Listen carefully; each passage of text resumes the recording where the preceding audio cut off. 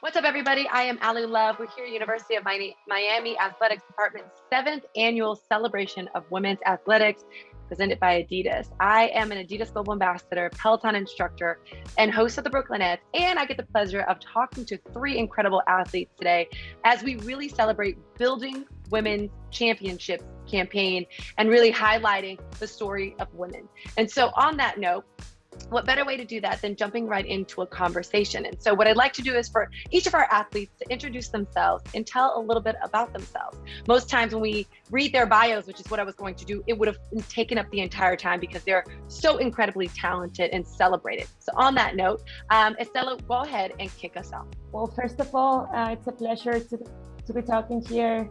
It's an honor to be part of a university that empowers women in this way, and it's a blessing being here. So thank you so much. I'm Estela Perez. I am originally from Spain. I've been playing tennis since I was 3 years old. So yeah, it's been a while for sure. I committed to the University of Miami in 2016. And basically it's been the best 5 years of my life. I've had such a great time with my coaches, my teammates, the UM staff, and everybody around me. And yeah, I'm the youngest of 4 sisters, so I'm used to being around a lot of people. And yeah. So my name is Michelle Atherley. I run track and field here at the U. I'm a transfer student, actually, so this is my new home. But I've been running track and field since I got into high school. So I'm pretty new at my event, but I think I'm getting used to it. I've been at the university for a couple of years now, and I'm a grad student, so I'm about to finish up my degree. I'm really excited about it, and I just love sharing this space. I'm really grateful to have this opportunity again.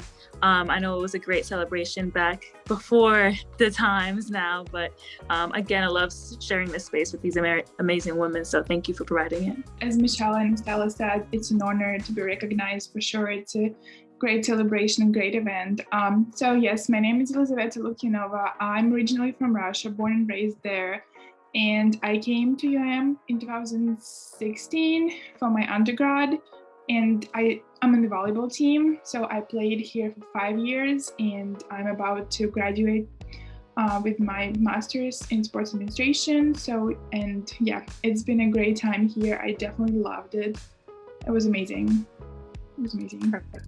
We have obviously a conversation ahead of us. And to frame this conversation, most times when we talk about our craft, whether we are athletes or someone in a versatile career or a more vertical career, what we end up doing is we kind of focus on, well, why did you choose what you chose? Why was it the game of tennis or volleyball or track and field, right? But one of the things I would love to hear, maybe Michelle, you can kick us off, but what was that catalyst for you? I know as girls, we talked about a little bit earlier offline, as girls in sports, by the ages of 8 to 12, it gets a little challenging because that's the biggest drop off statistically is when girls decide, you know what, I don't want to pursue sport anymore. It doesn't feel good, or I don't feel like I have a place there. Was there a catalyst in your tutelage or in your training where you're just like, you know what, I want to pursue this. I want to pursue this into university and beyond. I want this to be a part of, it's already in my DNA, but I want it to be a part of my life. Yeah, so I'll start. I've always been an athlete since I was a child. My family, not full of athletes, but my father always loved putting us in random sports. So I always started off as a gymnast. I did that for a very long time. Before then, I did soccer for a really long time. So that transition kind of going between things that I was really passionate about is what stuck with me. And then I hit that age, it was more like 15, 16, where I was transitioning into high school. I didn't know what I wanted to do. I wanted to explore more different sports, and that's what I did going into high school. And track and field kind of fell in my lap. My cousin introduced me and she's like, you should try this out. But I remember vividly running 2 miles and I was like, I don't want to do this ever. This is terrible. But it spurred me into different events, and it's led me to exactly where I am now, just doing 7 events in 2 days. And that's exactly what I enjoy. And so that kind of passion and that curiosity for trying new things and challenging myself really allowed me to see the opportunity to do it in college. One of the things that you said, and you said it twice, was curiosity. And I think that that's really essential when we talk about volleyball. I remember my first introduction to volleyball and the sport and being very curious.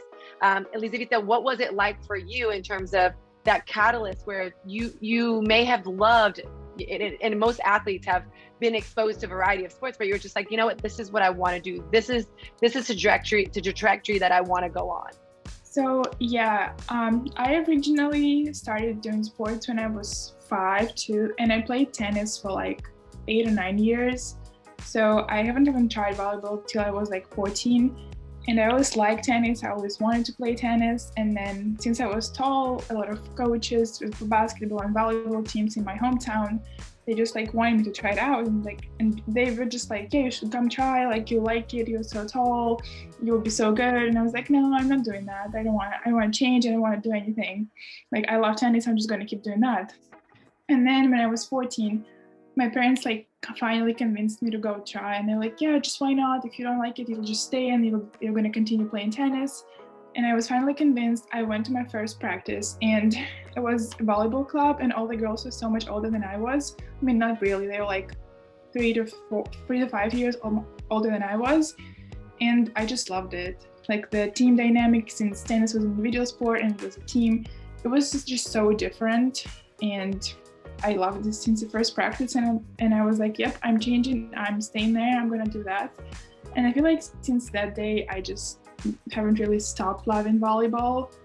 It just, for me, was the team dynamic and like how you're surrounded by people, how you're friends on the court and you're just together all the time. It was just a great experience since then.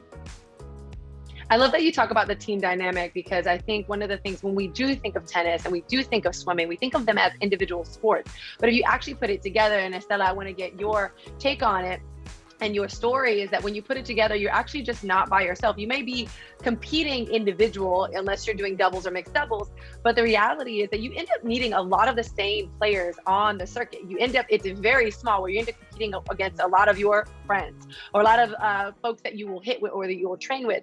And I know for me, when I first played tennis, it was clear that I was not going to be a tennis player.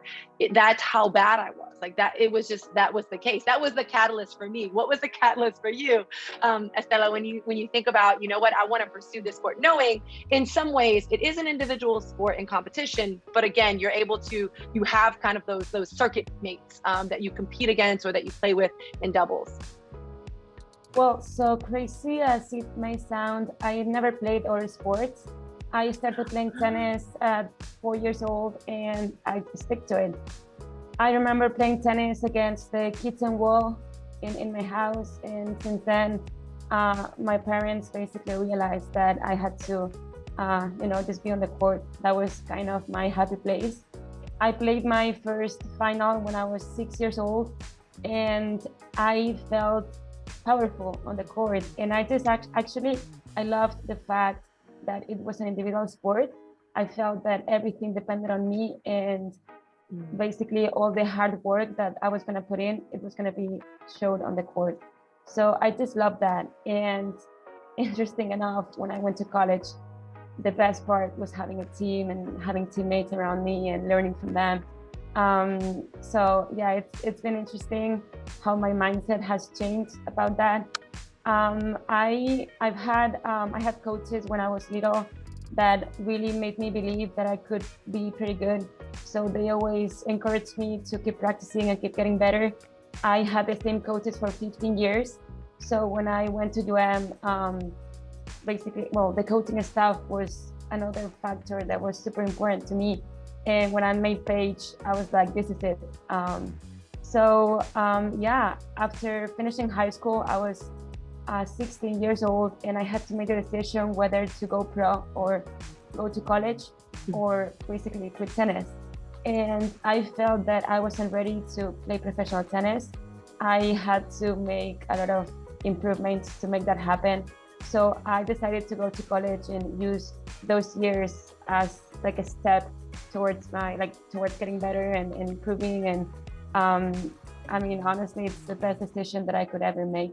So very grateful for everything, but that's kind of my story. Why Miami though? Why did you choose Miami? You said you had to make that decision. That's a hard decision. Miami was actually the first visit that I made out of 5 schools. And when I went there, I was like, I'm coming here. This feels like home. The teammates felt like my sisters. I remember leaving after 2 days and I was almost sad. Like I was very sad. I was like, I don't want to leave. And again, Paige, when I met her, I felt that, her expectations were very high and I just loved that. And I wanted to prove myself that I could go to a program that had such an amazing reputation, and a lot of great players have passed by the tennis team over the years, and I really wanted to be part of that history. And yeah, obviously, I love the palm trees, the weather, the city. I'm from Madrid, so being in a big city is also very important to me. And I guess that everything just, I don't know, I put that together and I decided to go to I'm from Miami, so when anyone talks about Miami that passionately, it makes me feel so good. I know, Michelle, too, I want to ask you this similar question because you said you transferred. So what was it for you that was just like, I'm gonna go Miami? The reputation for the track and field program at University of Miami is ridiculous. It's something that is legendary and that has a lot to live up to. And so I knew that coming there, the expectations, like Estela said, would be very high, and that I would be pushed beyond my limits to meet those expectations. And so that's what I really wanted to do. I wanted to strive for excellence. And so I felt like that's what I could do here at the University of Miami. And again, it just is that feeling of home, that you know that you're comfortable and that the people around you are kind and will support you no matter what. Two things that come up for me, we're talking about transition and we're talking about feeling. When I think of it on a macro level, and you think about sport, but then you also think about application of life, whether it is switching university or deciding a university or majors that you're going to pursue, double majors that you're going to pursue, handling competition. Two things come up in that is self-belief and confidence. And so, Elizaveta, you kind of touched on it when you were talking about your transition, even before college, transitioning from tennis into volleyball, and you talked about that team sport. How did that help you increase your kind of like self-belief, if you will, or your self-confidence when it came to that particular sport, so much so that it landed you to continue to pursue it when it came to, like, again, transitioning from individual sport where you're just like, I don't want to go, I love what I'm doing, but then you tried something new and it was like those teammates, it was something unfamiliar, but it was an area, as you will, like Miami, and coming to the campus is similar to coming onto a volleyball team and everyone making you feel good. How did it help you develop self-belief and confidence? I feel like for me, when I was around people, around my teammates, when I actually played volleyball, I felt like they support you and they actually want you to improve and you want them to improve at the same time. So like you're helping each other out on the court and off the court, obviously. And just like knowing that they support you, they will help you out when you need it, and like they will tell you the truth about like, you're doing bad, that you should do this better. And I feel like that helped me a lot also when like I was playing tennis, and I still was younger than I am now, obviously, but I just didn't have that much confidence when I was by myself. I just needed like someone else to push me, to tell me something, to say something. So I feel like that was that part that helped me, the team, the people around me. It's interesting because when we think of confidence, sometimes I never equate it to feedback, right? You think like if you're winning, then you feel good. If you're doing everything correctly, then somehow it builds your confidence and you start to believe in yourself a little bit more. But when we really uncover what that looks like, I think y'all have touched on something super special that we often forget, is that it actually comes down to being able to hear feedback from your teammates, from your coaches, for people to kind of say, when you talk about the coaching staff, and in Miami, in particular, in some of the stories, Estela and Michelle, you're just saying like rising to the occasion or being the best or being part of this history. It's like you're going to hear some of the things that don't necessarily, quote unquote, feel good, but they're going to build you to a place of who you want to be, of who you see yourself as. And so I'd like to kind of flip that around. And Michelle, has there ever been a time for you where, whether it's a race or an experience or even just a practice, where you're just like, I'm not tapping into that confidence or that self-belief? Have you ever experienced that, and how have you pivoted in those moments? Yeah, that's actually been a important part of the journey. I'm not naturally a competitive or super overly confident person. I'm just a very focused person. And so having the individuals around me since I was in high school kind of tell me what they believe my future could be really, really helps kind of project that into my life. I'm a pretty realistic person, so I try not to envision things that I feel I am not capable of, but having those around me who do absolutely helps build my confidence and helps push me into places that maybe I feel uncomfortable. And so in particular, we just finished ACC conference a few weeks ago, and I was having a very difficult time getting through that conference. I don't know, just a mental block, something of that sort. And so having my head coach recognize that, pull me aside and kind of talk to me through it was extremely helpful, was extremely needed. And I feel like that definitely helped me finish off my day too, because the track and field is a mental game. And so that's half the battle. So I feel like that was a very, very important breakthrough, and it helped me have a better, clearer mind going into these national championships, and something that I'm very, very thankful to have her for. So yeah. That mental clarity reminds me of a neuromuscular connection. It's connecting the mind and body. When you're an athlete, you know you have to kind of be grounded. You have to be present, not just physically ready, but also mentally prepared. But even with all of that work that goes into kind of like sometimes reconnecting that connection in an instant when it comes to competition, y'all do this like, you know, like literally off the court, off the field, like y'all do this in real life when it comes to work. Estela, you graduated from Miami, summa cum laude in 2020 of last year, so May of 2020, with a degree in economics, 3.9 GPA, 3-time President's List, 4.0 honorary as an undergraduate student. You also have added master's degree in sports administration this May of 2021, perfect 4.0 GPA. And then 2018-2019 student athlete advisory committee member, where you worked multiple tennis clinics for local youth, as well as volunteered at Miami's rescue mission. Now, I often get this question myself of balancing time and being successful, but when we talk about the investment in the physical and the mental game, how do you find the time to excel? Once again, when you take yourself out of that, you don't necessarily take yourself out of the zone, but when you move from that court, from playing or from practicing into academics or study or philanthropy or giving your time, how do you balance it all? Or how do you find harmony to kind of excel the way you've done, Estela? Well, I think one of the first things that I did when I got to UM was set my priorities. Tennis and academics went first. And obviously with that, also helping the community and other athletes and people around me. Honestly, that really helped me define what I was doing in a daily basis. I think that, spending time studying and thinking about my game really helped me, stay focused and being self-aware of my time and how I manage it, and just also learning more about myself. When you spend time alone, you learn more about yourself, your strengths, your weaknesses. In my case, I gain confidence with preparation. So when I don't feel as confident or when I'm going through like a rough moment, I don't know, my preparation just races. So yeah, I think that I've done a very good job over the years of staying focused and really knowing what I wanted since the beginning. And now you read all of those awards and accolades that you don't think about these things. When they give them to you, you're like, well, thank you. But yeah, now I look back and it shows the hard work that you put in, and obviously I couldn't have made it without the people that helped us, advisors, coaches. Everybody in the athletic department wants the best for you. So yeah, I think that's what happened with me.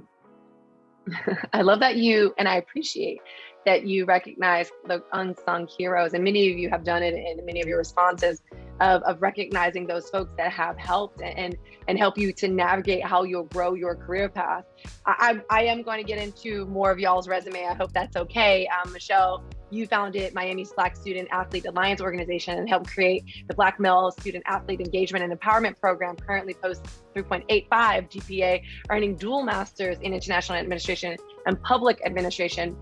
In terms of the career path, I mean, you've all spoken again of unsung heroes, but how do you think that sport, we talk about the mindset, we talk about physically being ready, we talk about the transition of saying, you know what, I want to pursue this. How do you think sport in particular will help you continue to grow into your career path, knowing these are where your passions lie, this is what you've invested in so far? Yeah, I think going off of what Estela said, you get these accolades and these awards, but they're kind of just natural. They come because you do what you are supposed to do. You do what you plan to do, and what makes you happy. And so these things that I've created and that I've brought to the University of Miami have come purely off of passion and interest in my fellow peers, their experiences. So that is what I kind of take into my future and looking at what I want to do in terms of a career and impacting communities. And so I think I've kind of built that off of my relationship with my teammates and how I interact with my coaches and the other student athletes here at the U. So I just feel like it's a natural part of me. It's something that comes out of me in a way that is not forced, which is really, really nice, and something I look forward to when I look into, okay, what am I going to do outside of track and field? Because that's very important to me in terms of maintaining that stability between sport and outside of sport. I love that. Elizaveta, you, again, going off sharing some of the incredible things that potentially can make people feel uncomfortable, but it is important to highlight. You led the Canes in 303 kills and recorded double dip kills in all but 2 matches. Double major in marketing and management with minors in sports administration and finance. I mean, talk about stepping up, talk about showing up. One of the things that I recognize when I read all of your bios is that you're able to find your voice. You're able to kind of like use your platform to not only find your voice, recognize who you are in the moment and continue to refine it, but also share your voice. How has sport been able to support, when we talk about double major in marketing and management, minors in sports administration and finance, how has sport helped to give you that platform to continue to refine your voice and to continue to share it? I think for me personally, I don't really share a lot of information online on social media platforms. Like, I don't try to promote anything. I mean, since we're student athletes, we're not allowed to promote anything, but I'm just showing who I am as a person and what my priorities and what my interests are and just who I am, and just like letting people know like what I can be. And just, I don't think, as I said before, like, since we're student athletes and we're not allowed to promote any companies or organizations, we can't really talk about any, as I said, organizations or anything. I'm just like showing who I am and what I can do and who I can be. And that's more than enough. I have 2 more questions. My last question I'm gonna give you, because I want you to think about it as we do a little fun exercise. But the last question will be the advice that you give young girls who want to play sports in college. But before we get that, that's to give you a moment to kind of like get your thoughts together. But before we do that, one of the things that you said, Elizaveta, is that I'm being myself. Sometimes it's really hard to synthesize who we are, right? However, for the sake of just having a little fun in this conversation, if you could pick one word to describe you, what would that be? I'll go first. Again, I know that's not always easy. I would say that for me, I'd say Ali is a leader. I really pride myself on being, when we talk about sharing platforms and sharing my voice, I really pride myself on not necessarily speaking for the voiceless, but again, allowing, passing the mic, making sure that I'm advocating for the passing of the mic so that people can be heard, sharing my platform or using my platform to elevate some of those things. When we talk about diversification of content consumption, how can you continue to be committed to racial equity and recognizing where there's racial inequity when it comes to being in sport, or gender inequity when it comes to being in sport. And so I often use that. So I would say that one word that describes me, or that one adjective would be leader. Like that's really important and primary to who I am. I would say, Michelle, you're really big on my screen right now, so you're gonna go next.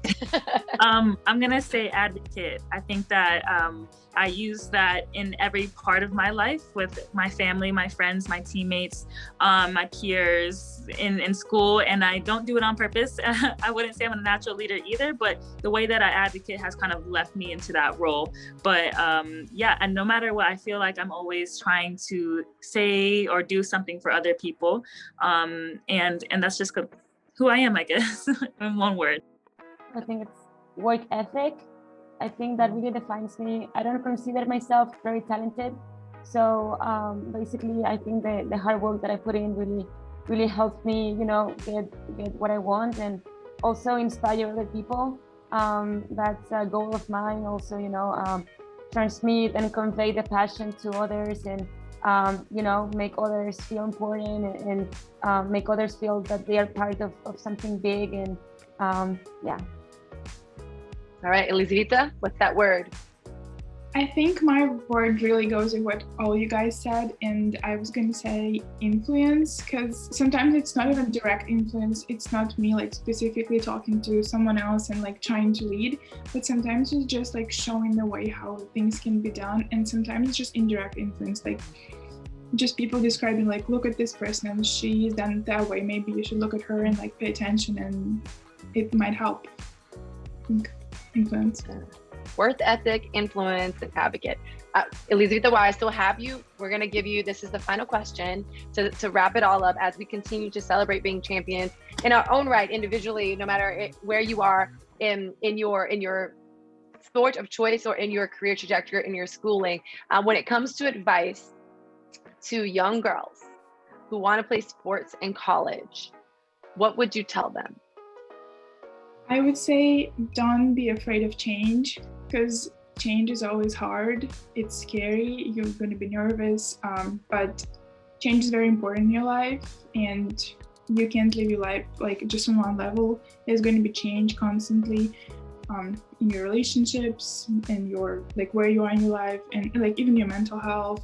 It always changes. So, and it is scary. You're not prepared for it, but you need to be able to deal with change, and it's not, at some point it's going to pay off and it's going to help you. You're going to be better as a person, as a friend. You're just going to be better, because change always helps. Love it. Change. I always say the catalyst for change is conversation. Estela, what advice would you give to those young folks listening around pursuing sport in college? I would give them actually 3 advices. First of all, I would tell them to always be true to themselves, because over the years, you're gonna find obstacles such as people, distractions, or other type of barriers that maybe interfere with your goals. And at the end of the day, your values matter more than what you think at the beginning. So that's a very important thing. And then I would also tell them that it's important to be steady and not to get too excited with the victories, not to get very low with the defeats. This is like a long race, and results come on their own when the right work is put in. So that's the second one. And finally, I would say to just keep going, because you know, dreams can come true, and sometimes they might seem unrealistic, but eventually you realize that they can be reality. So that's something that I've learned over my years here, and I think that, you know, dreaming is the first step to succeed. All right, be you, be steady, and keep going. I love that. Michelle, go ahead, close us out in the advice that you would give folks that are listening who want to play sports in college. Yeah, I would kind of echo the thing that came to my mind was do you, and just always know that at the end of the day, you have your own back, and this is your life to live. This is your decisions to make, and the actions that you take will ultimately result in whatever you whatever you put in. I would also say to find your people.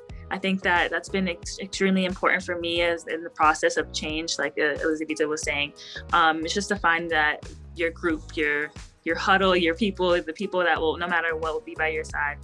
And lastly, I would say ask questions. Always ask. I personally have faltered at this and been afraid to kind of come out of my shell and stick my nose into places where I felt like I was uncomfortable. But ask those questions and don't be afraid, because closed mouths don't get fed. That would be my. I love it. Well, I want to thank you all for your time. Elizaveta, thank you so much. Estela, thank you so much. Michelle, thank you so much. Again, will kind of just reiterate that no matter where you are in your journey, whether it is in the world of sport, in a duality of sport and academics, or you're just pursuing something that is a little more creative, really lean into your intersectionality. Much of what we talked about today, and that many, if not all of you that are part of this conversation exhibit, is that you lean into that intersectionality, that you look at yourself as an athlete, you pursue life through this, again, mind-body connection, but you're also someone that's not shy of leaning into other areas and multi-dimensions of yourself, whether that is, creating a space where there is no space, whether that means talking about some of those hard topics, or just being present when it's time to be present. So again, I thank you all so much. I'm very honored to always be a part of these conversations, and the best conversations are those that leave you with something to think about. Thought-provoking conversations are the best. And I want to thank all three of you for having one of those with me today. It was a privilege and it is an honor to hold space and to be here. Shout outs to Adidas and of course, University of Miami, my home. So much love for everyone. Thank you.